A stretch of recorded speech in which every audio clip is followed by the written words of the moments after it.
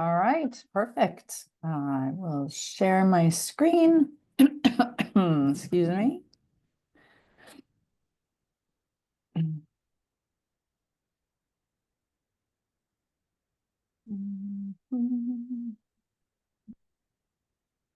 Okay. Everybody can see my screen all right? Yep, looks good. Perfect. All right, thank you, Jessica. Yep. Hi to those of you who are here. My name is Kate DeForest. I'm the Web and Digital Content Coordinator for the State University of New York at Oswego. And I say all that just by habit. Today we're going to talk about text equivalents for images. And I think I might just kind of stall for a moment, another minute or two, to see if anybody else pops in, although I know this is only a 20-minute session, kind of short, so we won't wait too long. So I appreciate you guys being here with me today.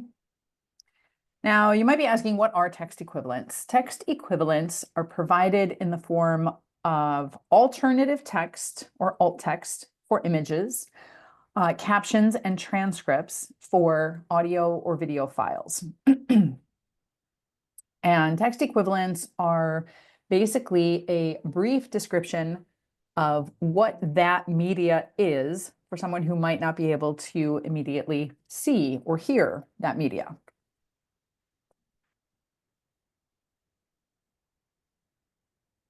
So today we're going to be focusing on alt text for images. This is a short description, excuse me. This is a short description and conveys the purpose or the meaning of the image. Now, these can vary based on the context that the image is being used in. Therefore, alt text is best written by the content creator or the subject expert, so they can truly convey the meaning of what that image is representing within the context of the document or material or whatever it is that it's being used in. Basically, you want to think of, if you could not use this picture, but you still wanted that meaning to be conveyed, what text would you put in its place? That is the bottom line, bare bones, most simplified way to think of alt text. Now, a couple of years ago, I went to a conference and I met a blind man named Bill Casson, and we met in an alt text session, as a matter of fact. And during our conversations, Bill said to me, "I only need to know what I need to know." And I think a lot of times for alt text, we kind of want to put in a lot of extraneous information or detailed information that might not necessarily be needed. So I think these two concepts in conjunction with one another, if you couldn't use the picture, what text would you put in its place? And then the concept of, I only need to know what I need to know regarding alt text or regarding the meaning of that image. I think that's a good way to look at it, and that's a good way to kind of condense down and really focus in on what the alt text needs to say. So why do we want to use alt text? Alt text provides meaning to the image.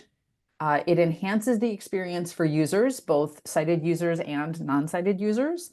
And it is required for all non-text elements. And I will explain non-text elements in just a moment. I think we've all come across the instance where we've opened up a web page and for whatever reason, the images are broken. So we just end up with that little gray box with a question mark inside of it.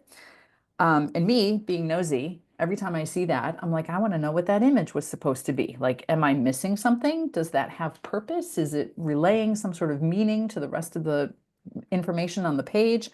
So providing alt text will include that little description.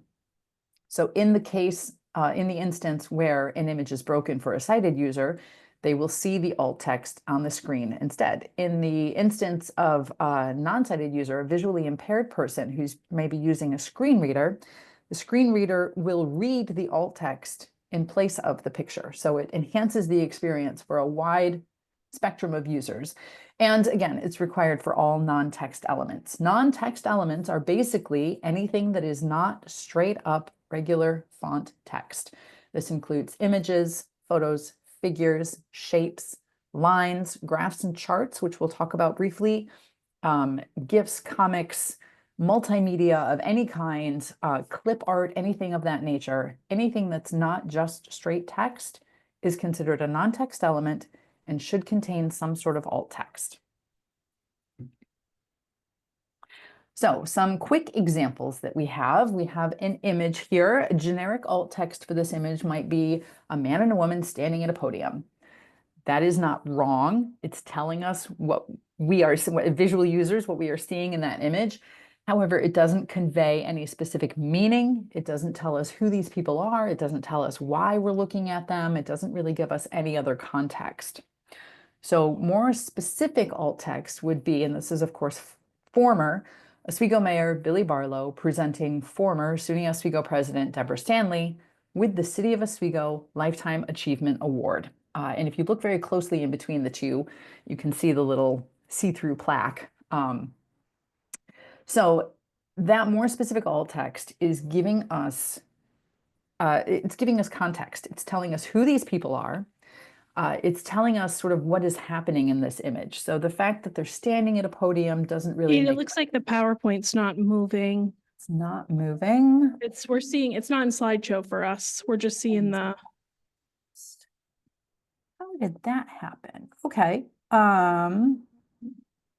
Well, let me stop and then I will share it again. okay. Sorry about that. No I've worries. never had that happen. All right, so you weren't seeing my lovely little picture of Mayor Barlow and No. Deborah Stanley. That's unfortunate. Oh, yeah, share.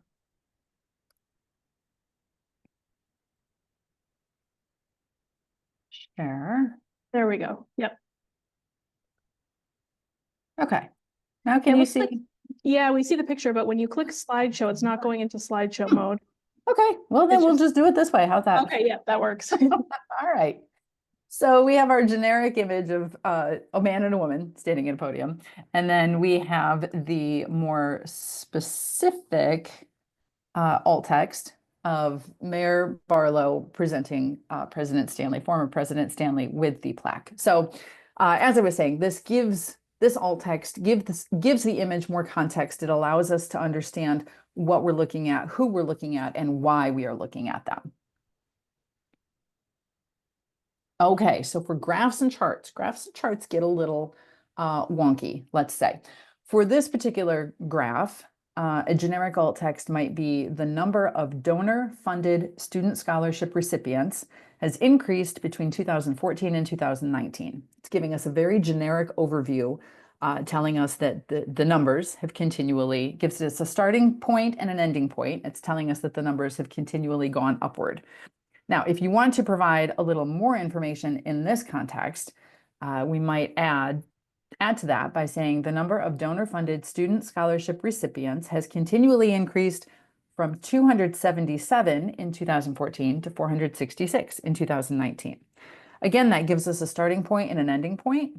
It doesn't identify each data point within the graph, but it's showing us the general overall scope of this graph.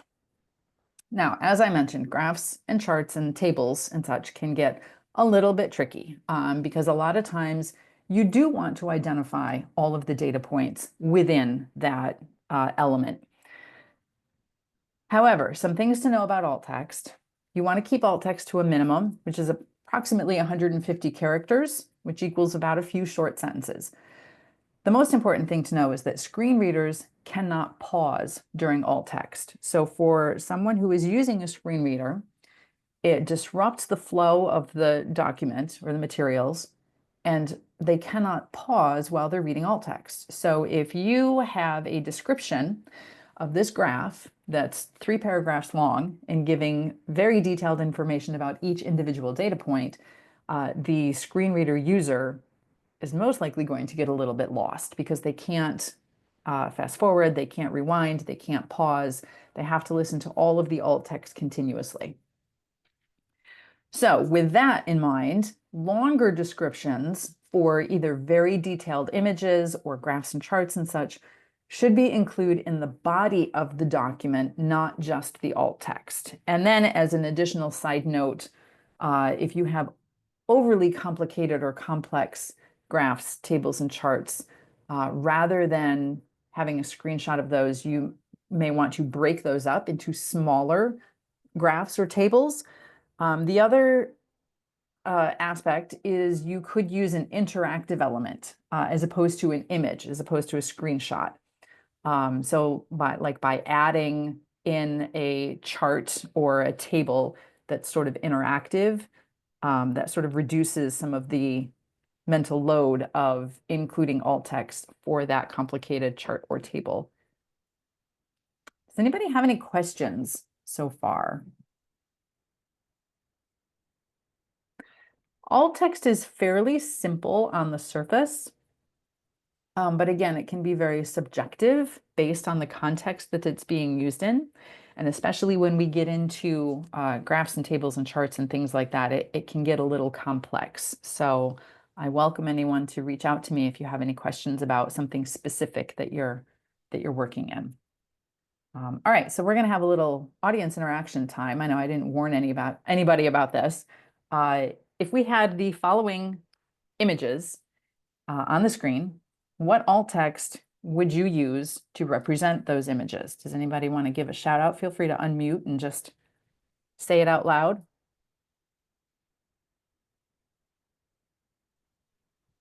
No guesses? Quiet audience today. Okay.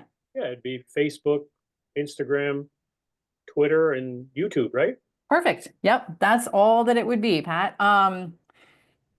Now, each of these would most likely, like used in a website, used on a website or a web page, most of these would most likely link out to a separate page.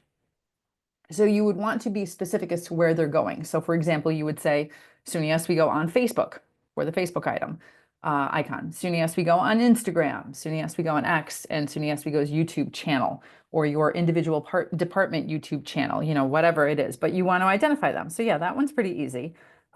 You could theoretically group them together and just say social media icons.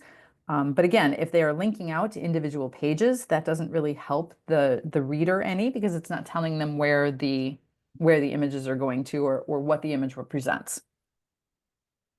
All right, so here's a super fun one.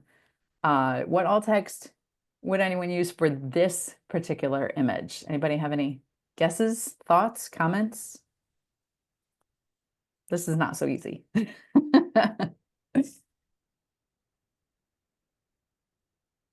Extremely generic alt text for this might be something like stars as seen from the James A. Webb Telescope. Everybody remember when this came out? This was a couple years ago, right? I forget exactly when the date was, but it was a couple years ago. And the scientists who worked with NASA, who were responsible for this, put a great deal of effort and time and thought into the words that they chose for the alt text. And I can remember seeing on LinkedIn specifically the accessibility world, the accessibility people that I'm connected to on LinkedIn were just over the moon at the fact that the alt text for this image was so specific. And I will read it to you. Here's what it says. A star field is speckled across the image. They range from small, faint points of light to larger, closer, brighter, and more fully resolved stars with 8-point diffraction spikes. The upper right portion of the image has wispy, translucent, cloud-like streaks rising from the nebula. That is an incredible alt text, because if you closed your eyes, or if you couldn't see that picture, those words paint this image in your mind. So even though you might not be able to see the specific image, you have an idea of what it looks like, rather than just like stars in the sky. So I really like this example because it kind of demonstrates the difference between providing just a very generic alt text and really like taking the time to dive in and provide very specific wording for the image as you're conveying it. We do have some written and video tutorials that are available on our website, oswego.edu/accessibility. There is a video, written and video tutorial page. That page breaks down individual applications. So Microsoft Word, Microsoft PowerPoint, Google Docs, that type of thing. So depending on what platform or application you're using, you can find that particular video, and then it will give you detailed instructions on how to include alt text, which I will go over very briefly.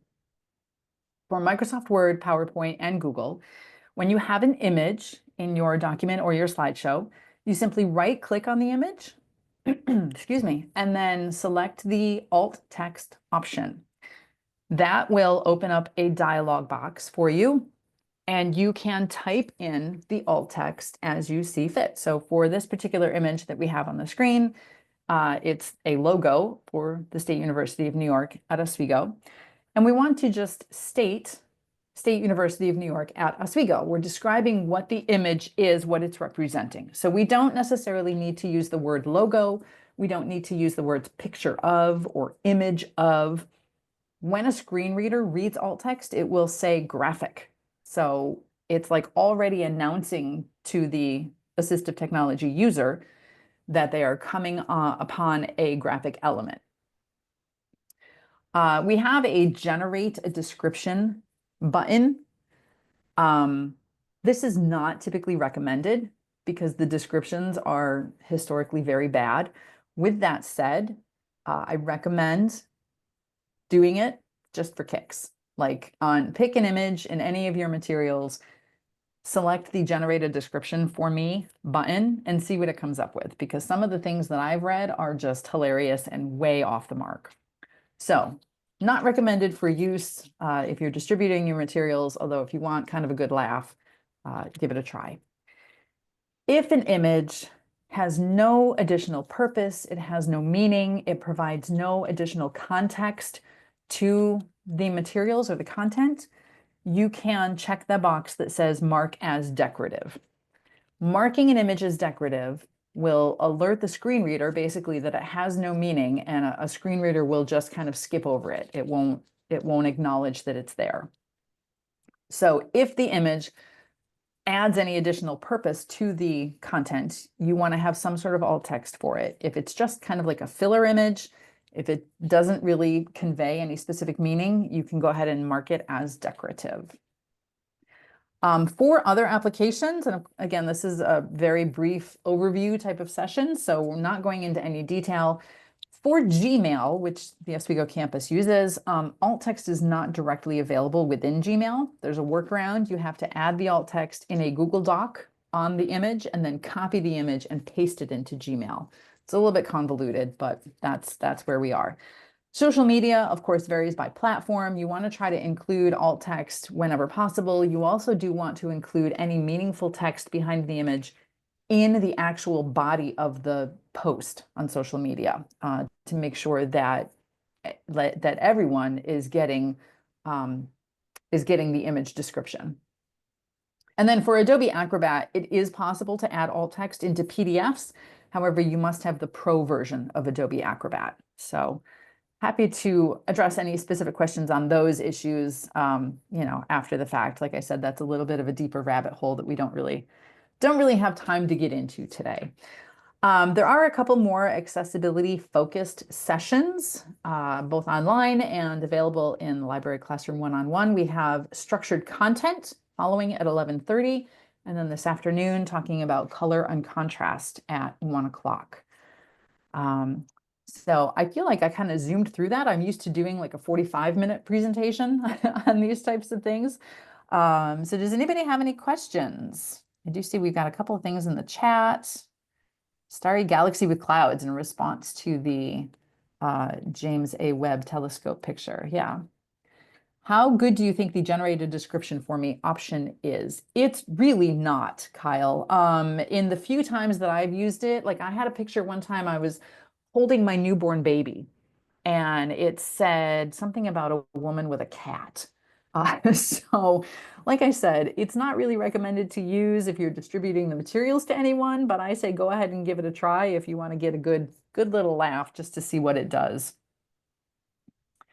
And then also the question from John, is it possible to add alt text to emojis in Brightspace? That, John, is a great question, and I will be very honest, I do not use Brightspace, so I'm not entirely sure about the answer to that. I would say check with an instructional designer. They may be able to better answer that question than I am, because I'm not familiar with Brightspace itself. Typically, you should add some sort of alt text to emojis if it's like in a social media post or just used within a document. Either that, or if the emojis have no particular meaning, like they're just kind of there for fun, you don't really need to pinpoint their specific purpose, if that makes sense. Gmail. How about Outlook and other email services? Again, I really apologize. I don't use anything but Gmail, so I don't have an answer to that. Yeah, if for those who might use Outlook, I would say kind of poke around a little bit with it. Maybe add a picture to an email, like add a picture within the body of the email and right click. That's always my first go-to. Right click on it and see what options you get or see if you can get to it. But as I mentioned, in Gmail, there's really not a good way to add alt text that I've discovered. So you may have to use the same sort of workaround where you add an alt text to an image in a Google document and then copy it into your Outlook email. So that is hopefully something that will be, updated and improved as time goes on. But to my knowledge, as of this time, there's not really a good way to include alt text in Gmail or in email in general. So any other last minute questions? All right, I appreciate everybody here today. Just as a quick reference, my email is kathleen.deforest@oswego.edu if anybody would like to reach out with specific questions. We also have our accessibility website, oswego.edu/accessibility. We do have the accessibility, the work group on accessibility practices, which have a number of members that are happy to answer questions. You can reach them or us at accessibilitypractices@oswego.edu. So Great. happy to have further conversations if anybody needs any other information.